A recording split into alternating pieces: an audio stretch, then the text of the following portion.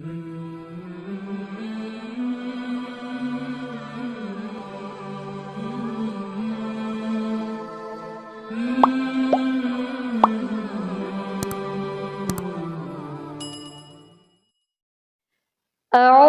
بالله من الشيطان الرجيم. بسم الله الرحمن الرحيم. إذا وقعت الواقعة ليس لوقعتها كاذبة خافضة رافعة. إذا رجت الأرض رجا وبست الجبال بسا فكانت هباء منبثا وكنتم أزواجا ثلاثة فأصحاب الميمنة ما أصحاب الميمنة وأصحاب المشأمة ما أصحاب المشأمة والسابقون السابقون أولئك المقربون في جنات النعيم. ثلة من الأولين وقليل من الآخرين على سرر موضونة متكئين عليها متقابلين. يطوف عليهم ولدان مخلدون بأكواب وأباريق وكأس من معين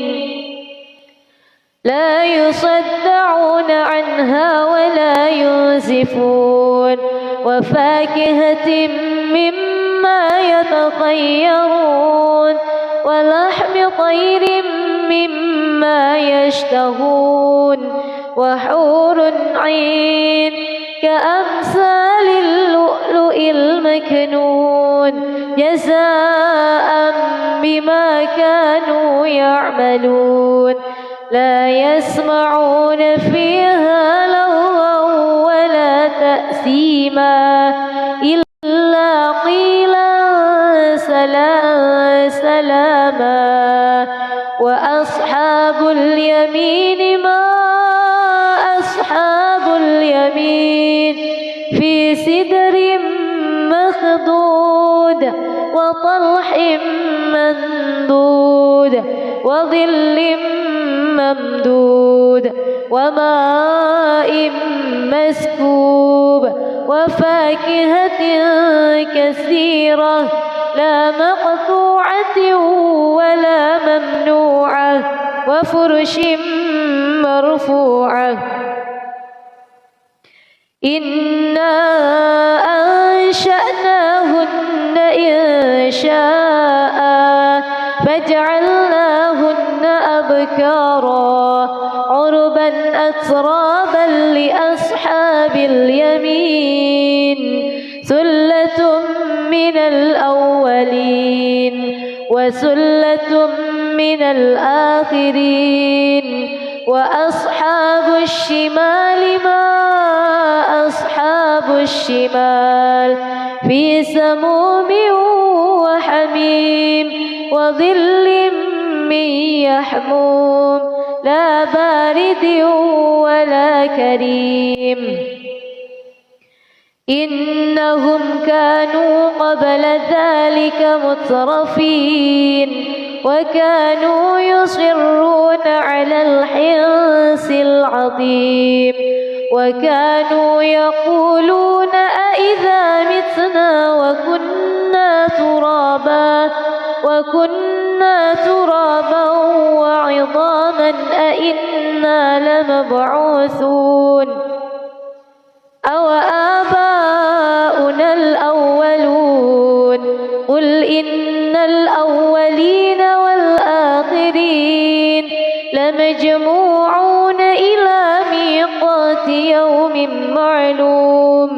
ثم إنكم أيها الضالون المكذبون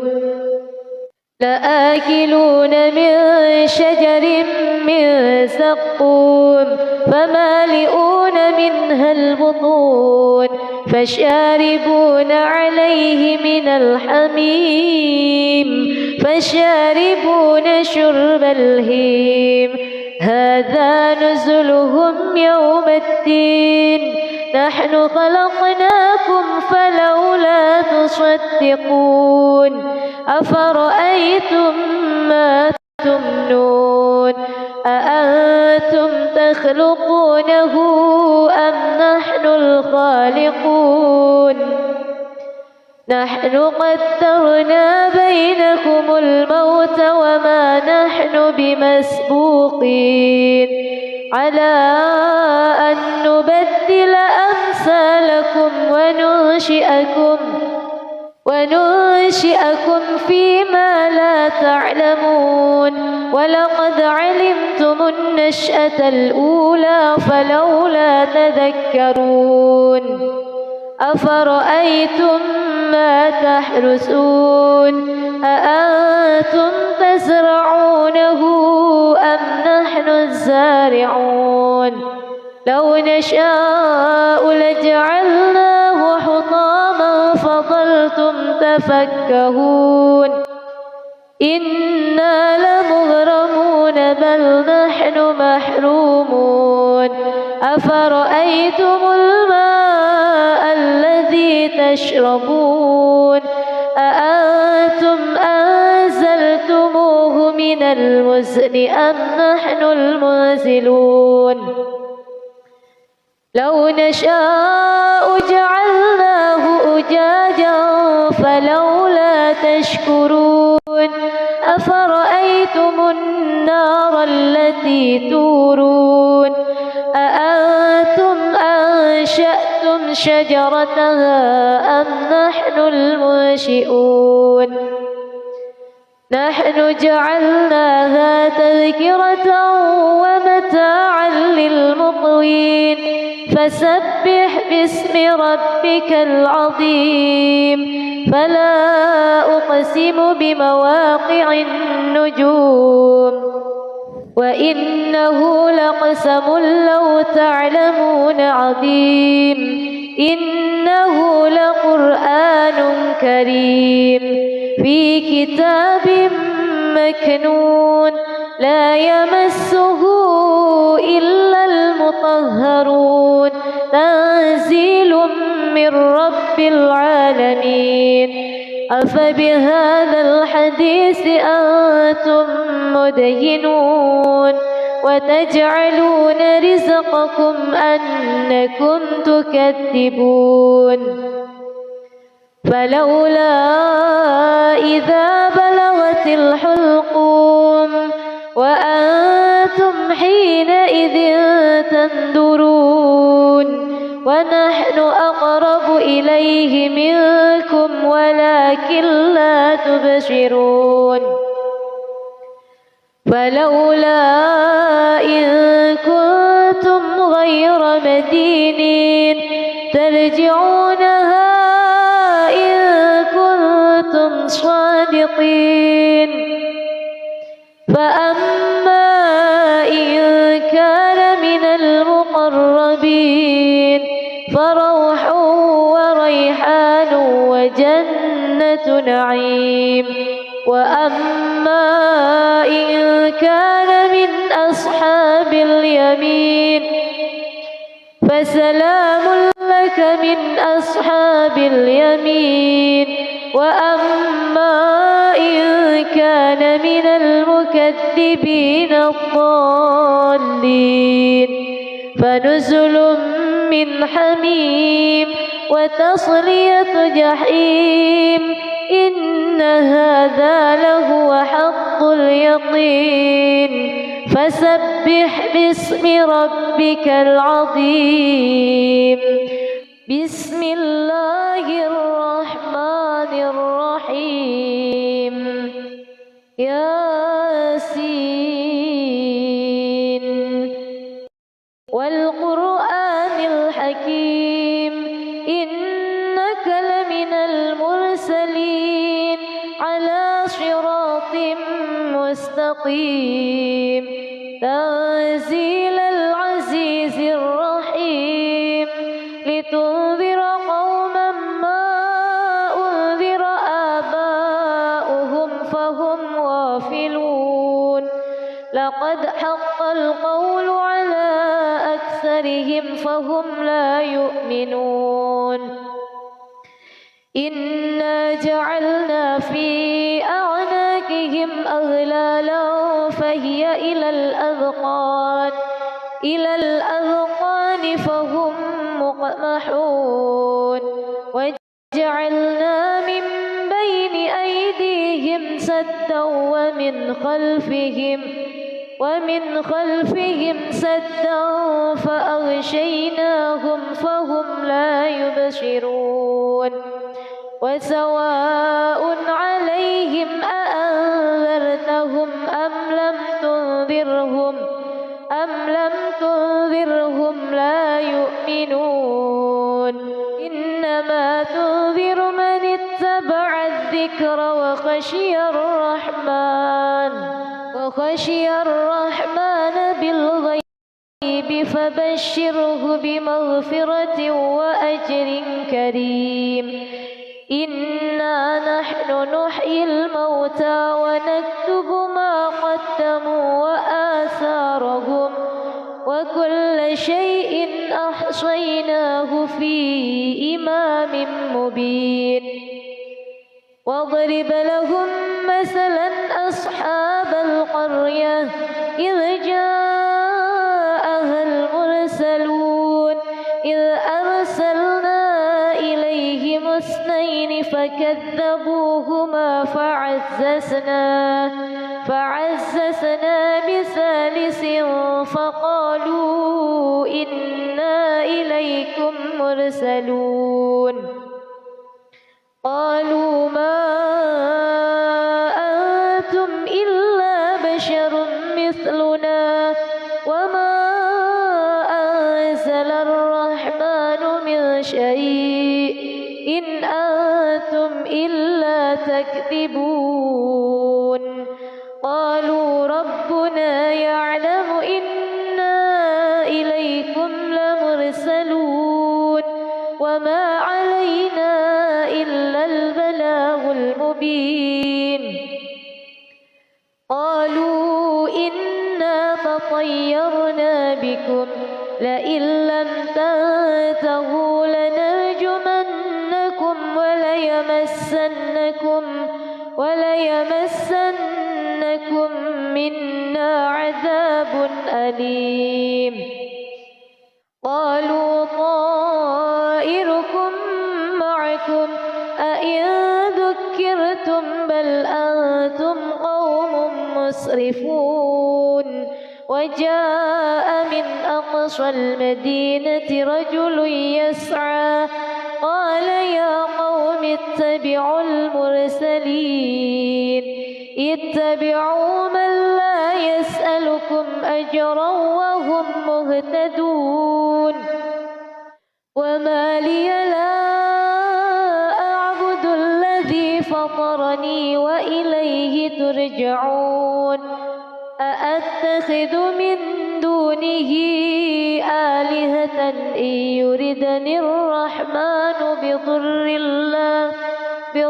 لا تغن عني شفاعتهم شيئا ولا ينقذون إني إذا لفي ضلال مبين إني آمنت بربكم فاسمعون قيل ادخل الجنة قال يا ليت قومي يعلمون بما غفر لي ربي وجعلني من المكرمين وما أنزلنا على قومه من بعده من جند من السماء وما كنا منزلين إن كانت إلا صيحة واحدة فإذا هم خامدون حامدون يا حسرة على العباد ما يأتيهم من رسول إلا كانوا به يستهزئون ألم يروا كم أهلكنا قبلهم من القرون أنهم إليهم لا يرجعون وإن كل لما جميع لدينا محضرون وآية لهم الأرض الميتة أحييناها وأخرجنا منها حبا فمنه يأكلون وجعلنا فيها جنات من نخيل وأعناب وفجرنا فيها من العيون ليأكلوا من ثمره وما عملته أيديهم أفلا يشكرون سبحان الذي خلق الأزواج كلها مما تنبت الأرض ومن أنفسهم ومما لا يعلمون وآية لهم الليل نسلخ منه النهار فإذا هم مظلمون والشمس تجري لمستقر لها ذلك تقدير العزيز العليم والقمر قدرناه منازل حتى عاد كالعرجون القديم لا الشمس ينبغي لها أن تدرك القمر ولا الليل سابق النهار وكل في فلك يسبحون وآية لهم أنا حملنا ذريتهم في الفلك المشحون وخلقنا لهم من مثله ما يركبون وإن نشأ نغرقهم فلا صريخ لهم ولا هم ينقذون إلا رحمة منا ومتاعا إلى حين وإذا قيل لهم اتقوا ما بين أيديكم وما خلفكم لعلكم ترحمون وما تأتيهم من آية من آيات ربهم إلا كانوا عنها معرضين وإذا قيل لهم أنفقوا مما رزقكم الله قال الذين كفروا للذين آمنوا أنطعم من لو يشاء الله أطعمه إن أنتم إلا في ضلال مبين ويقولون متى هذا الوعد إن كنتم صادقين ما ينظرون إلا صيحة واحدة تأخذهم وهم يخصمون فلا يستطيعون توصية ولا إلى أهلهم يرجعون ونفخ في الصور فإذا هم من الأجداث إلى ربهم ينسلون قالوا يا ويلنا من بعثنا من مرقدنا هذا ما وعد الرحمن وصدق المرسلون إن كانت إلا صيحة واحدة فإذا هم جميع جميع لدينا محضرون فاليوم لا تظلم نفس شيئا ولا تجزون إلا ما كنتم تعملون إن أصحاب الجنة اليوم في شغل فاكهون هم وأزواجهم في ظلال على الأرائك متكئون لهم فيها فاكهة ولهم ما يدعون سلام قولا من رب رحيم وامتازوا اليوم أيها المجرمون ألم أعهد إليكم يا بني آدم ألا تعبدوا الشيطان إنه لكم عدو مبين وأن اعبدوني هذا صراط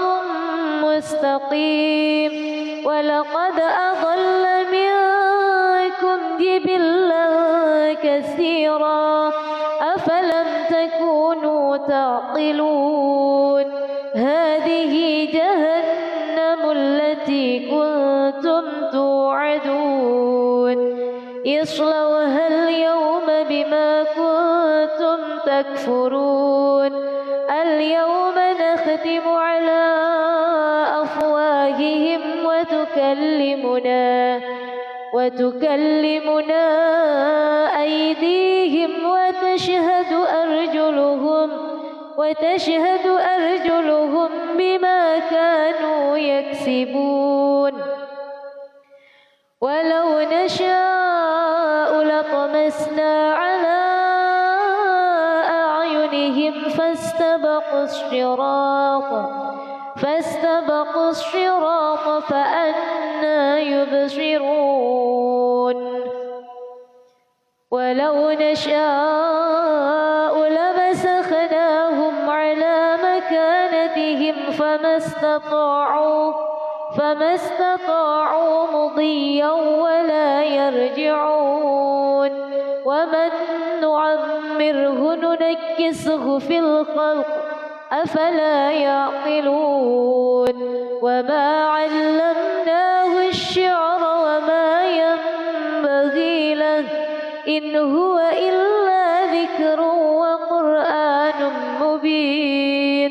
لينذر من كان حيا ويحق القول على الكافرين أولم يروا أنا خلقنا لهم مما عملت أيدينا أنعاما فهم لها مالكون وذللناها لهم فمنها ركوبهم ومنها يأكلون ولهم فيها منافع ومشارب أفلا يشكرون واتخذوا من دون الله آلهة لعلهم ينصرون لا يستطيعون نصرهم وهم لهم جند محضرون فلا يحزنك قولهم إنا نعلم ما يسرون وما يعلنون أولم ير الإنسان أنا خلقناه من نطفة فإذا هو خصيم مبين وضرب لنا مثلا ونسي خلقه قال من يحيي العظام وهي رميم قل يحييها الذي أنشأها أول مرة وهو بكل خلق عليم الذي جعل لكم من الشجر الأخضر نارا فإذا أنتم منه توقدون أوليس الذي خلق السماوات والأرض بقادر على أن يخلق مثلهم بلى وهو الخلاق العليم إنما أمره إذا أراد شيئا أن يقول له كن فيكون فسبحان الذي بيده ملكوت كل شيء وإليه ترجعون بسم الله الرحمن الرحيم ألف لام را كتاب أنزلناه إليك لتخرج الناس من الظلمات إلى النور بإذن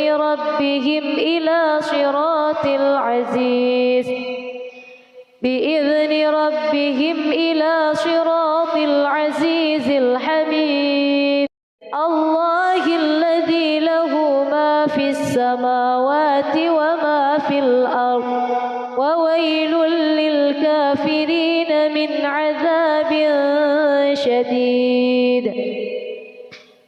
الذين يستحبون الحياة الدنيا على الآخرة ويصدون عن سبيل الله ويبغونها عوجا أولئك في ضلال بعيد وما أرسلنا من رسول إلا بلسان قومه ليبين لهم فيضل الله من يشاء ويهدي من يشاء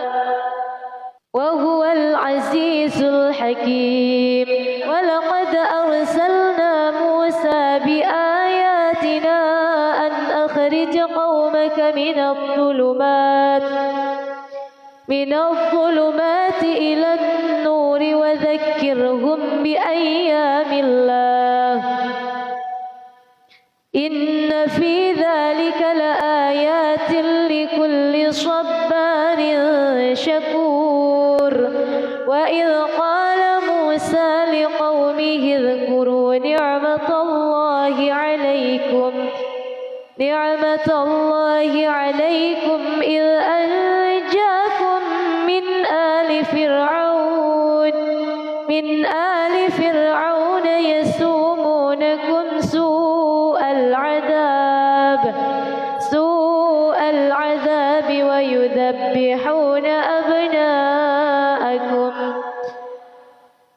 ويذبحون أبناءكم ويستحيون نساءكم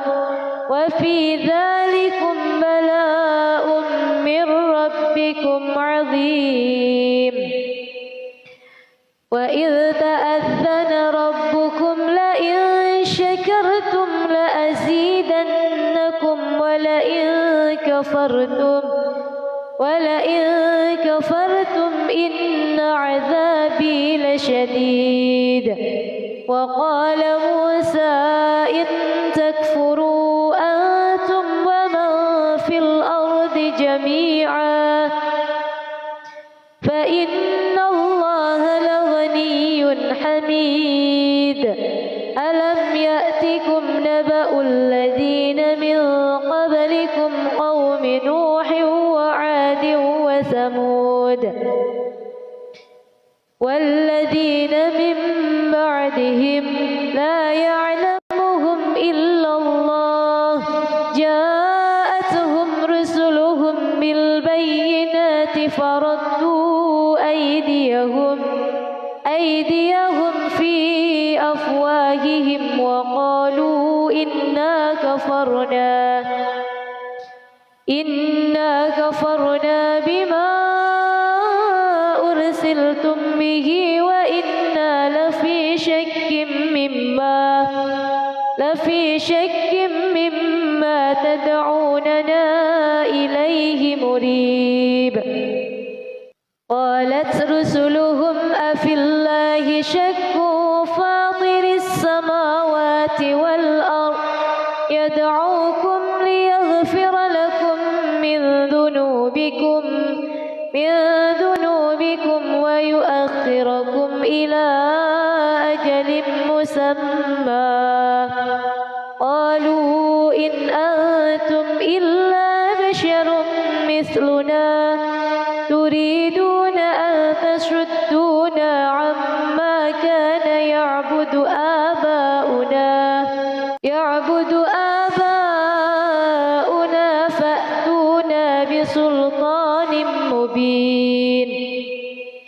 قالت لهم رسلهم إن نحن إلا بشر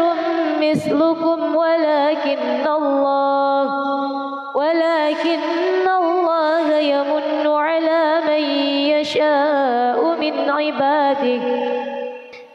وما كان لنا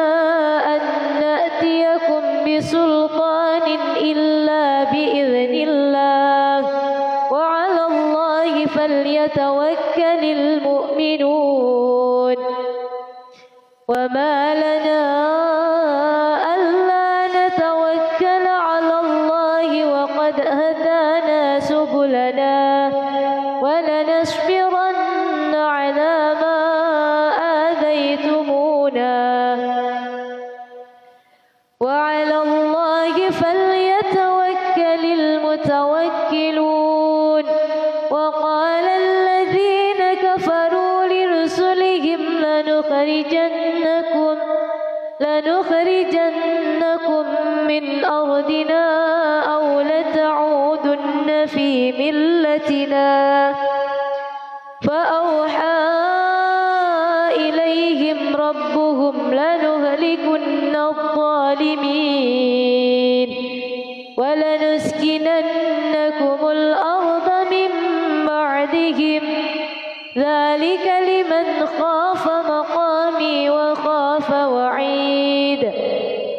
واستفتحوا وخاب كل جبار عنيد.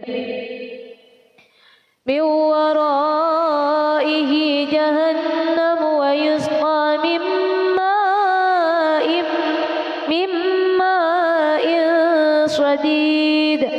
يتجرعه ولا يكاد يسيغه ويأتيه الموت من كل مكان وما هو بميت ومن ورائه عذاب غليظ.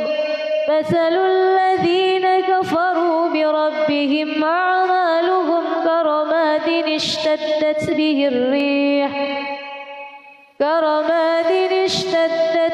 الريح في يوم عاصف لا يقدرون مما كسبوا على شيء ذلك هو الضلال البعيد. ألم تر أن الله خلق السماوات والأرض بالحق إن يشأ يذهبكم ويأتي بخلق جديد وما ذلك على الله بعزيز. وبرزوا لله جميعا فقال الضعفاء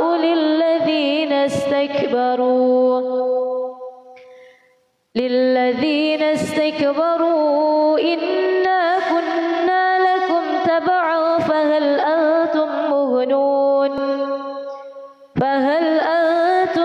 مغنون عنا من عذاب الله من شيء. قالوا لو هدانا الله لهديناكم سواء علينا أجزعنا أم صبرنا لنا من محيص. وقال الشيطان لما قضي الأمر إن الله وعدكم وعد الحق ووعدتكم فأخلفتكم وما كان لي عليكم من سلطان إلا أن دعوتكم فاستجبتم لي فلا تلوموني ولوموا أنفسكم ما أنا بمصرخكم وما أنتم بمصرخي إني كفرت بما أشركتمون من قبل إن الظالمين لهم عذاب أليم وأدخل الذين آمنوا وعملوا الصالحات جنات تجري من تحتها الأنهار خالدين فيها بإذن ربهم تحيتهم فيها سلام ألم تر كيف ضرب الله مثلا كلمة طيبة كشجرة طيبة أصلها ثابت وفرعها في السماء تؤتي أكلها كل حين بإذن ربها ويضرب الله الأمثال للناس لعلهم يتذكرون ومثل كلمة خبيثة كشجرة خبيثة اجتثت من فوق الأرض ما لها من قرار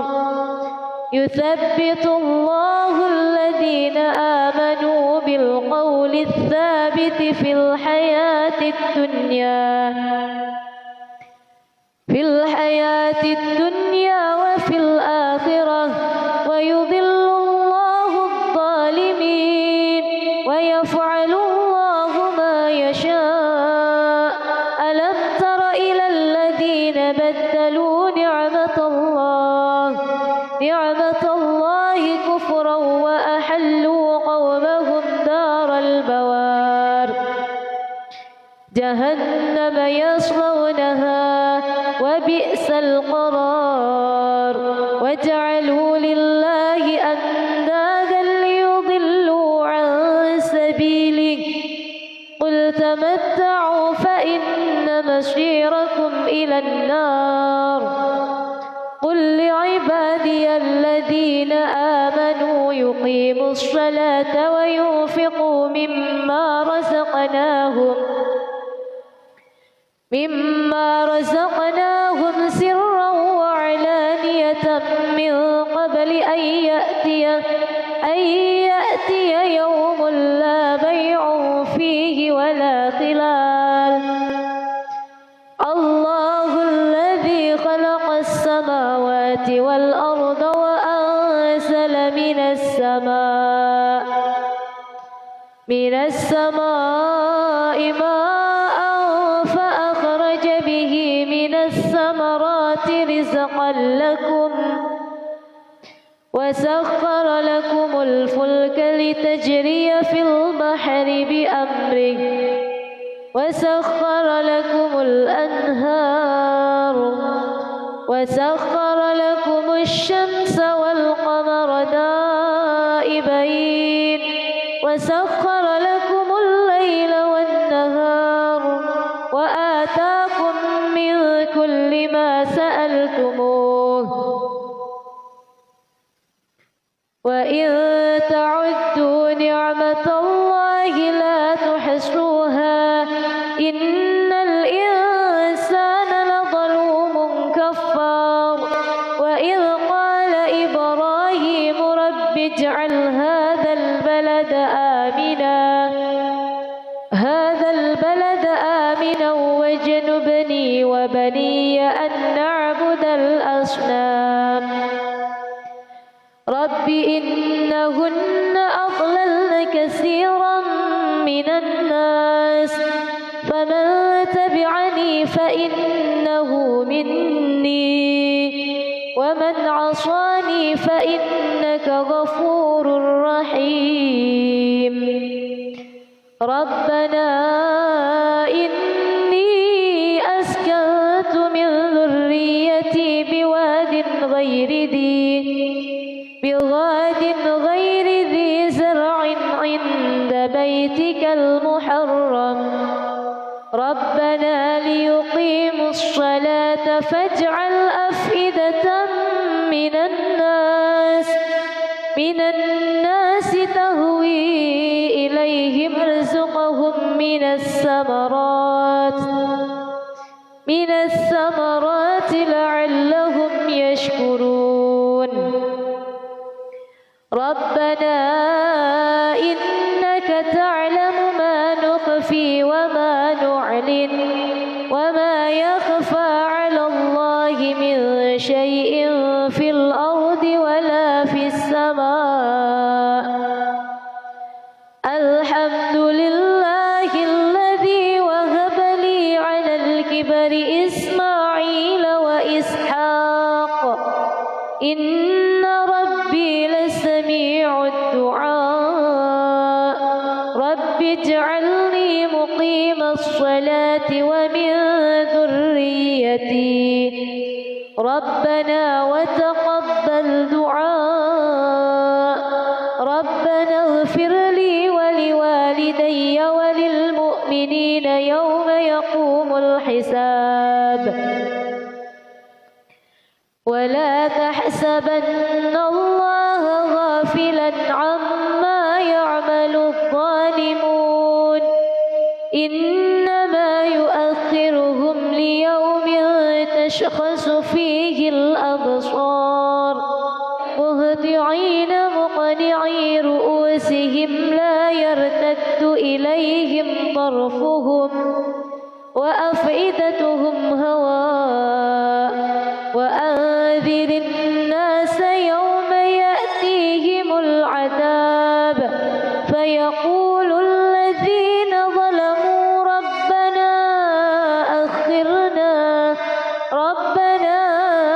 أخرنا إلى أجل قريب نجب دعوتك ونتبع الرسل أولم تكونوا أقسمتم من قبل ما لكم من زوال وسكنتم في مساكن الذين ظلموا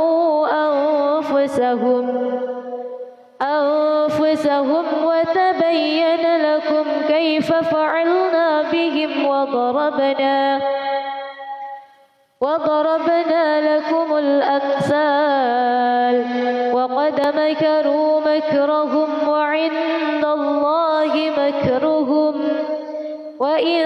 كان مكرهم لتزول منه الجبال فلا تحسبن الله مخلف وعده رسله إن الله عزيز ذو انتقام يوم تبدل الأرض غير الأرض والسماوات وبرزوا لله الواحد القهار وترى المجرمين يومئذ مقرنين في الأصفاد سرابيلهم من قطران وتغشى وجوههم النار ليجزي الله كل نفس ما كسبت إن الله سريع الحساب هذا بلاغ للناس ولينذروا به وليعلموا أن إله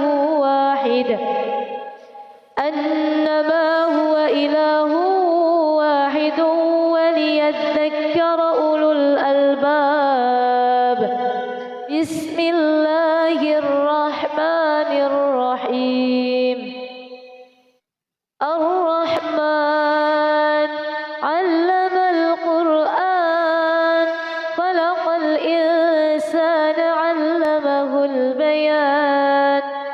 الشمس والقمر بحسبان والنجم والشجر يسجدان والسماء رفعها ووضع الميزان ألا تطغوا في الميزان وأقيموا الوزن بالقسط ولا تخسروا الميزان والأرض وضعها للأنام فيها فاكهة والنخل ذات الأكمام والحب ذو العصف والريحان. فبأي آلاء ربكما تكذبان؟ خلق الإنسان من صلصال كالفخار وخلق الجان من مارج من نار. فبأي آلاء ربكما تكذبان؟ رب المشرقين ورب المغربين.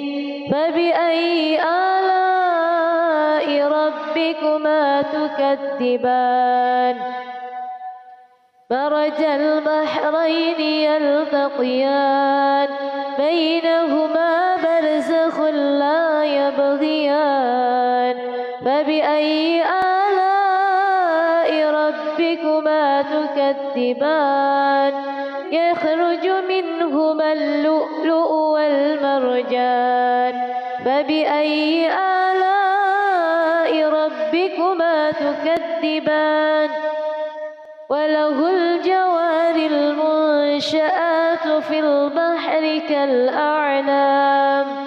فبأي آلاء ربكما تكذبان؟ كل من عليها فان ويبقى وجه ربك ذو الجلال والإكرام. فبأي آلاء ربكما تكذبان؟ يسأله من في السماوات والأرض كل يوم هو في شأن. فبأي آلاء ربكما تكذبان؟ سنفرغ لكم أيها الثقلان. فبأي آلاء ربكما تكذبان؟ يا معشر الجن والإنس إن استطعتم أن تنفذوا من أقطار السماوات والأرض فانفذوا لا تنفذون إلا بسلطان. فبأي آلاء ربكما تكذبان؟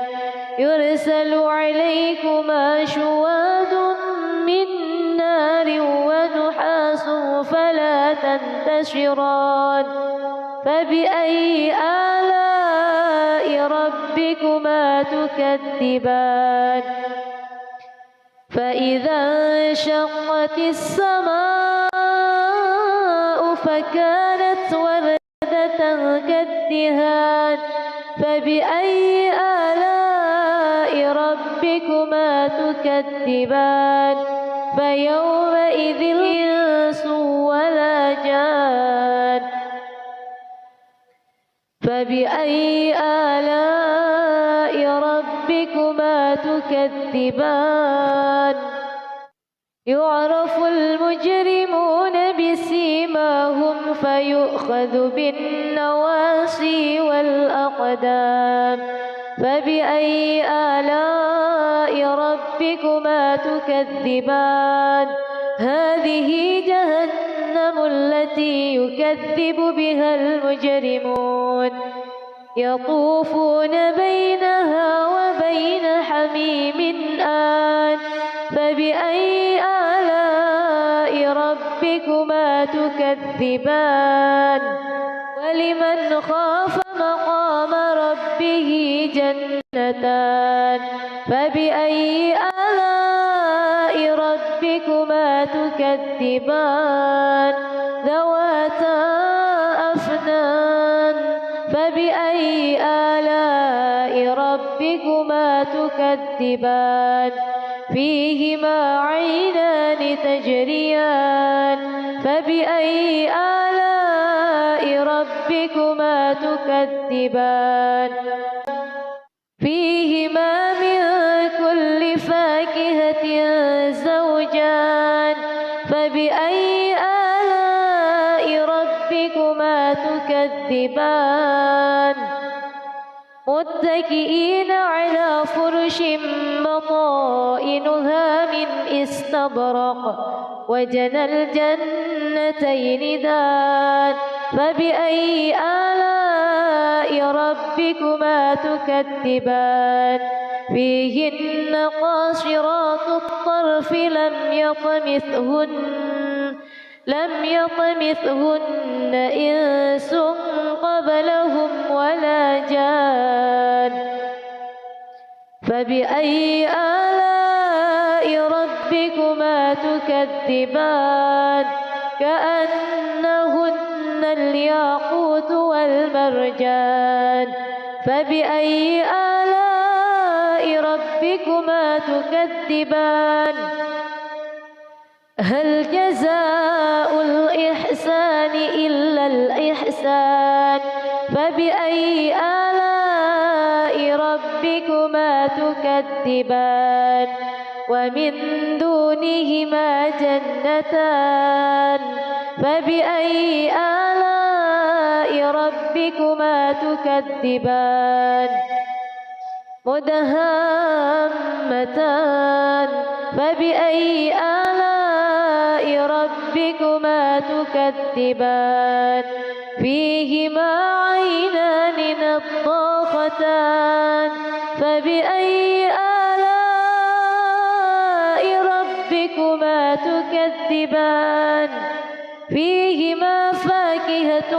ونخل ورمان فبأي آلاء ربكما تكذبان فيهن خيرات حسان فبأي آلاء ربكما تكذبان حور مقصورات في الخيام فبأي آلاء ربكما تكذبان لم يطمثهن إنس قبلهم ولا جان فبأي آلاء ربكما تكذبان متكئين على رفرف خضر وعبقري حسان فبأي آلاء ربكما تكذبان تبارك اسم ربك ذي الجلال والإكرام بسم الله الرحمن الرحيم يا أيها النبي إذا طلقتم النساء فطلقوهن لعدتهن وأحصوا العدة واتقوا الله ربكم لا تخرجوهن من بيوتهن ولا يخرجن إلا أن يأتين بفاحشة مبينة وتلك حدود الله ومن يتعد حدود الله فقد ظلم نفسه لا تدري لعل الله يحدث بعد ذلك أمرا فإذا بلغن أجلهن فأمسكوهن بمعروف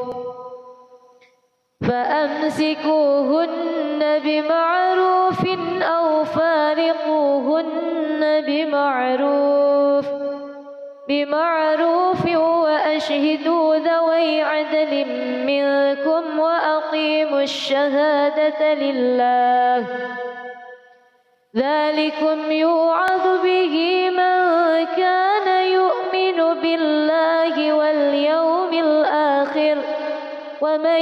يتق الله يجعل له مخرجا ويرزقه من حيث لا يحتسب ومن يتوكل على الله فهو حسبه إن الله بالغ أمره قد جعل الله لكل شيء قدرا واللائي يئسن من المحيض من نسائكم إن ارتبتم فعدتهن ثلاثة أشهر واللائي لم يحض وأولاة الأحمال أجلهن أن يضعن حملهن ومن يتق الله يجعل له من أمره يسرا ذلك أمر الله أنزله إليكم ومن يتق الله يكفر عنه سيئاته ويعظم له